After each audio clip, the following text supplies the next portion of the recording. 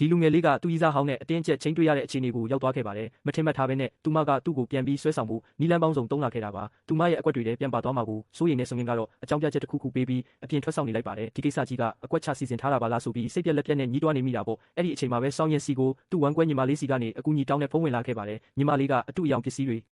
ရောင်းချမှုနဲ့ရဲစခန်းမှာအထိမ့်သိမ်းခံထားရတာပါရဲစခန်းရောက်တဲ့အခါအမှုကပမာဏကြီးမားနေတဲ့အတွက်ဝယ်ယူသူအားလုံးကိုငွေပြန်အမ်းပေးဖို့နဲ့ရရှိထားတဲ့အမျက်ငွေရဲ့3ဆကိုဒဏ်ငွေဖြစ်ပေးဆောင်ရမယ်လို့ဆုံးဖြတ်ချက်ချထားတာကိုသိလိုက်ရပါတယ်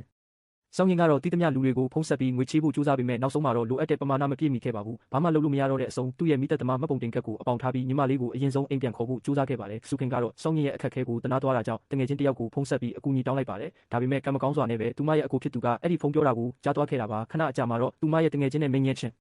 တို့ရဲစခန်းကိုရောက်လာခဲ့ပါတယ်။ရှုကင်းရဲ့အကိုကိုမြင်လိုက်ရတဲ့အချိန်မှာစောင်းရင်တယောက်စိတ်နှောက်ယှက်ဖြစ်သွားပြီးရှုကင်းကိုဝင်မဆွတ်ဖက်ဖို့ဒေါသတကြီးအော်ဟစ်လိုက်ပါတယ်။သူ့ညီမကိုဒီလောက်ဆူဆူရွရွဆက်ဆံတာကိုမြင်လိုက်ရတဲ့မင်းရဲချင်းကတော့တုတ်ပြန်ဖို့ပြင်လိုက်ပေမဲ့ရဲတွေကကြားထဲကနေဝင်ထားလိုက်တာကြောင့်ရန်ပွဲမဖြစ်ခဲ့ပါဘူး။စောင်းရင်ကတော့သူတို့ရဲ့အကူအညီကိုညှင်းပယ်ပြီးထွက်သွားခဲ့ပါတယ်။ရှုကင်းကတော့သူ့နောက်ကိုပြေးလိုက်သွားပြီးရဲမြဲရဲ့အနာဂတ်အတွက်စဉ်းစားပေးဖို့တောင်းဆိုလိုက်ပါတယ်။နောက်ဆုံးမှာတော့စောင်းရင်ကမင်းရဲချင်းရဲ့အကူအညီကိုလက်ခံလိုက်ရပါတော့တယ်။ရဲမြဲတယောက်ပြန်လွတ်လာပြီးသူ့အကိုဝမ်းကွဲကသူ့ကိုအထင်သေးတဲ့မိသားစုစီကနေအကူအညီယူလိုက်မှန်းသိသွားတဲ့အခါအဲ့ဒီအကူအညီကိုယူမဲ့စားထောင်ထဲမှာပဲပြန်နေလိုက်မယ်လို့ပြောဆိုခဲ့ပါတယ်။ဒါပေမဲ့စောင်းရင်ကတော့ပြဿနာတွေထပ်မတက်စေချင်တာကြောင့်